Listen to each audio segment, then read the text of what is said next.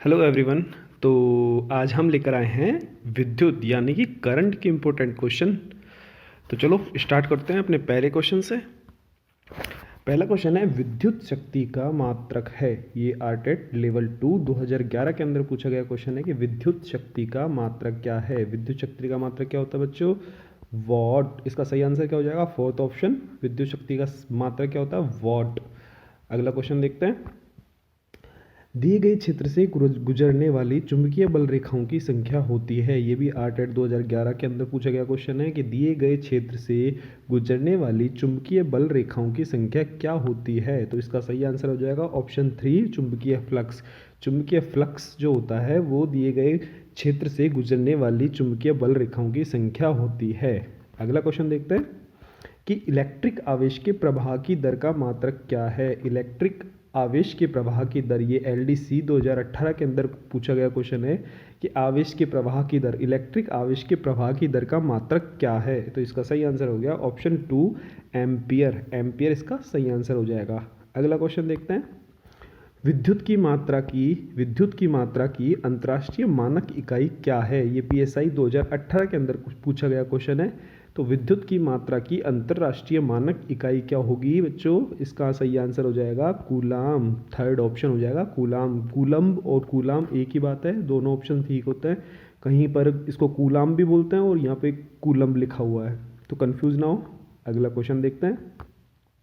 चुंबकीय फ्लक्स का एसआई मात्रक क्या है। आरपीएससी एलडीसी 2016 के अंदर पूछा गया क्वेश्चन है कि चुंबकीय फ्लक्स का एसआई मात्रक क्या होता है। सही आंसर हो जाएगा इसका ऑप्शन नंबर 2 वेबर। वेबर होता है जो चुंबकीय फ्लक्स का एसआई मात्रक होता है। अगला क्वेश्चन देखते हैं।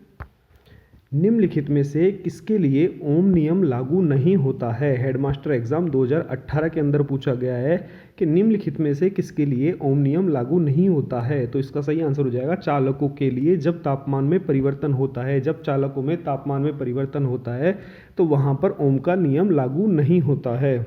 अगला क्वेश्चन देखते हैं। विद्युत परिपथ हेतु किरचॉफ का प्रथम नियम आधारित है। विद्युत परिपथ हेतु किरचॉफ का प्रथम नियम आधारित है। एलडीसी 2016 के अंदर पूछा गया क्वेश्चन है। तो इसका सही आंसर हो जाएगा आवेश संरक्षण पर। किस पर आधारित है बच्चों? आवेश संरक्षण पर आधारित है। किरचॉफ का प्रथम नियम आवेश संरक्षण पर आधारित है। बहुत ही अच्छे क्वेश्चन है और पुराने एग्जाम्स में आए हुए हैं, तो ध्यान रखें, अच्छे से रट ले या फिर कहीं पर नोट कर ले। अगला क्वेश्चन देखते हैं।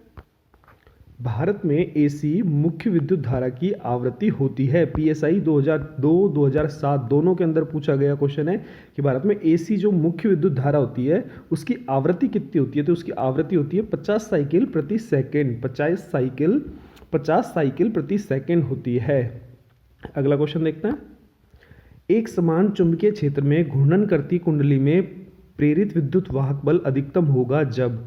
ये पटवारी 2016 के अंदर पूछा गया क्वेश्चन है। तो क्वेश्चन को दोबारा देखो एक बार कि एक समान चुंबकीय क्षेत्र में घूर्णन करती कुंडली में प्रेरित विद्युत वाहक बल अधिकतम कब होगा।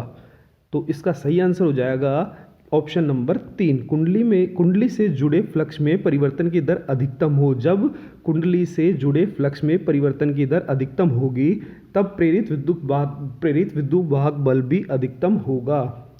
अगला क्वेश्चन देखते हैं कि फ्यूज तार बना होता है। ये भी पुलिस कांस्टेबल एग्जाम के अंदर आया हुआ है। फ्यूज तार किसका बना हुआ होता है। तो ये होता है टिन व शीशे की मिश्र धातु का बना हुआ होता है।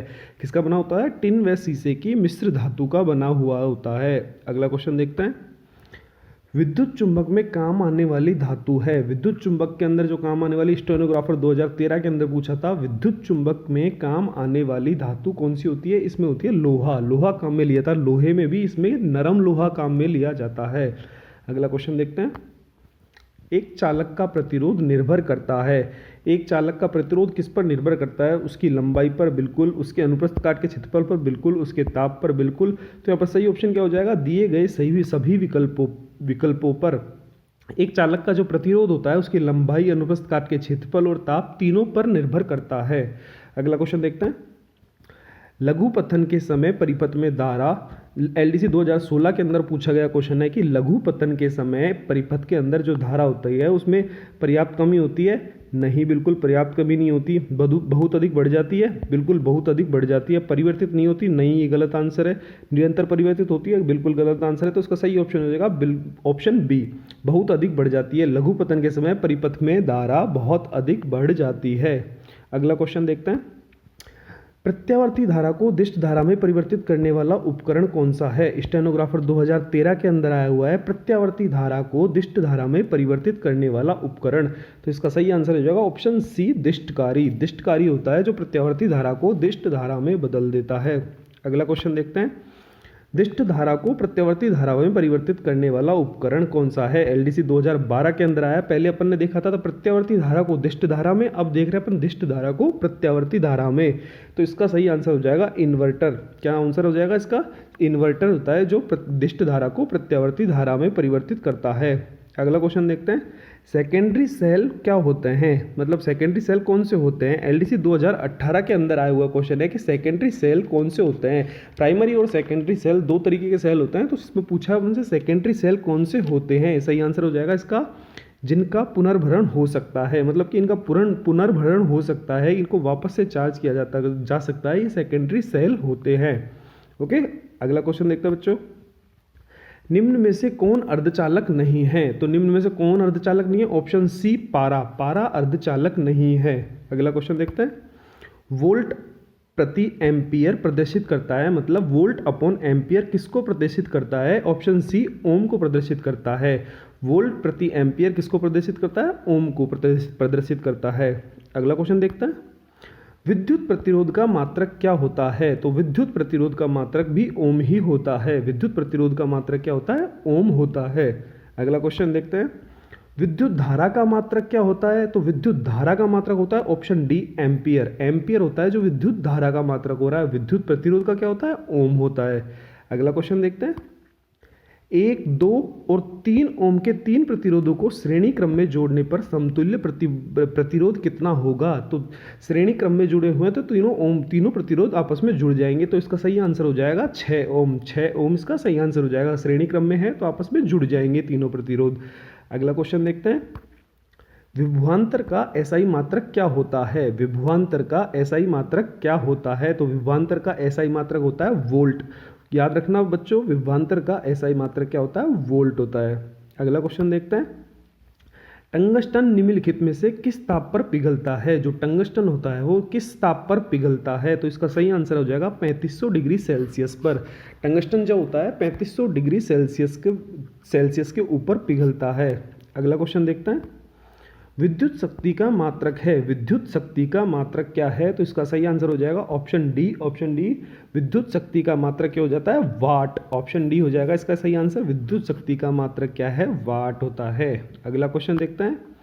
प्रतिरोध का SI मात्रक क्या होता है? ये अभी थोड़ी देर पहले भी क्वेश्चन आया था, अभी दोबारा आया है। प्रतिरोध का SI मात्रक क्या होता है? प्रतिरोध का SI मात्रक क्या होता है? तो इसका सही आंसर हो जाएगा ओम। ओम होता है जो प्रतिरोध का SI मात्रक होता है।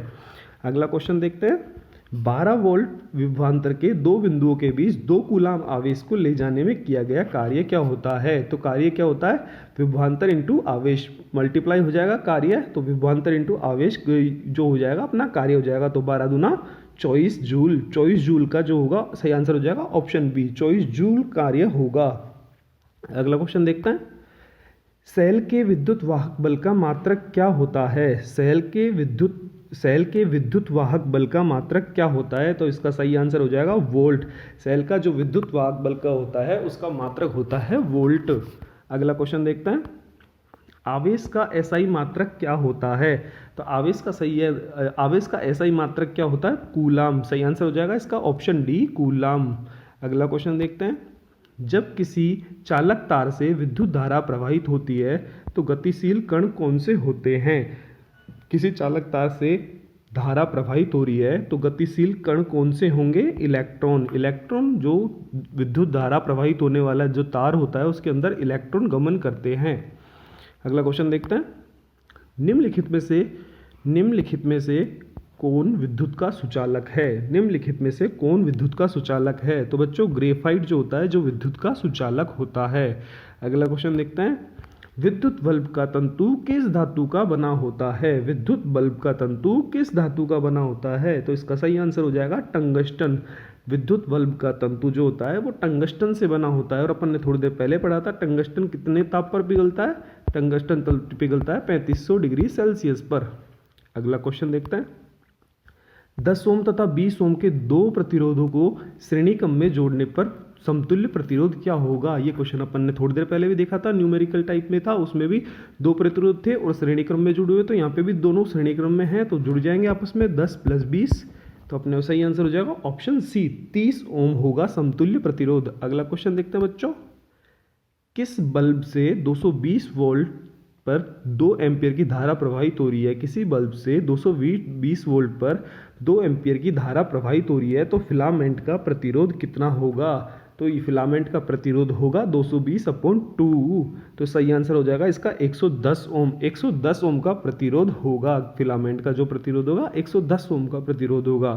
अगला क्वेश्चन देखते हैं, बैटरी से किस प्रकार से धारा प्राप्त होती है? जो बैटरी होती है उसमें किस प्रकार की धारा होती है? तो उसमें धारा होती है जो अपने होती है डीसी धारा होती है, दिष्ट धारा होती है, उसको डीसी धारा बोलते हैं, तो उसका सही आंसर हो जाएगा ऑप्शन बी डीसी धारा। अगला क्वेश्चन देखते हैं, एमीटर को विद्युत परिपथ से कैसे जोड़ा जाता है? तो एमीटर को विद्युत परिपथ से किस प्रकार जोड़ा जाता है? श्रेणी क्रम में जोड़ा जाता है। तो बच्चों याद रखना, एमीटर को विद्युत परिपथ में कैसे जोड़ा जाता है? श्रेणी क्रम में जोड़ा जाता है। अगला क्वेश्चन देखते हैं, विभवांतर मापने वाला यंत्र क्या कहलाता है? विभवांतर मापने वाला यंत्र वोल्टमीटर कहलाता है। सही आंसर इसका हो जाएगा बच्चों वोल्टमीटर। विभवांतर मापने वाला यंत्र वोल्टमीटर कहलाता है। अगला क्वेश्चन देखते हैं, 1 वोल्ट कहलाता है। 1 वोल्ट क्या होता है? 1 वोल्ट होता है जूल प्रति कूलाम, मतलब जूल बटा कूलाम होता है जो 1 वोल्ट कहलाता है। तो याद रखें इसको, अच्छा क्वेश्चन है। 1 वोल्ट क्या कहलाता है? जूल प्रति कूलाम, जूल बटा कूलाम 1 वोल्ट कहलाता है। अगला क्वेश्चन देखते हैं, किलोवाट घंटा kWh मात्रक है। किलोवाट घंटा जो किसका मात्रक होता है? ये विद्युत ऊर्जा का मात्रक होता है। याद रखें किलोवाट घंटा kWh ये किसका मात्रक होता है? विद्युत ऊर्जा का मात्रक होता है। अगला क्वेश्चन देखते हैं, विद्युत हीटर की कुंडली में किसका प्रयोग किया जाता है? जो विद्युत हीटर होता है उसकी जो कुंडली होती है जिससे अपन पानी गर्म करते हैं या फिर कुछ दूध गर्म करते हैं या फिर और भी कोई काम करते हैं, अपने रूम को गर्म करने के लिए काम में लिया जाता है, तो उसके अंदर जो कुंडली के अंदर क्या प्रयोग में लिया जाता है? उसको प्रयोग लिया जाता है नाइक्रोम को। नाइक्रोम जो होता है विद्युत हीटर की कुंडली के अंदर प्रयोग लिया जाता है। अगला क्वेश्चन देखते हैं, विद्युत धारा उत्पन्न करने की युक्ति है। तो विद्युत धारा उत्पन्न करने की जो युक्ति होती है वो जनित्र कहलाती है। जनित्र से अपन विद्युत धारा को उत्पन्न कर सकते हैं। तो बच्चों आज के क्वेश्चन यहीं पर समाप्त हुए। ये थे विद्युत के बहुत ही इंपॉर्टेंट और पुराने एग्जामों में आए हुए क्वेश्चंस। तो ध्यान रहे, इनको रट लें, समझ लें, बहुत ही इंपॉर्टेंट क्वेश्चन है। और चैनल को सब्सक्राइब करें और शेयर करें। जय हिंद, जय भारत, धन्यवाद।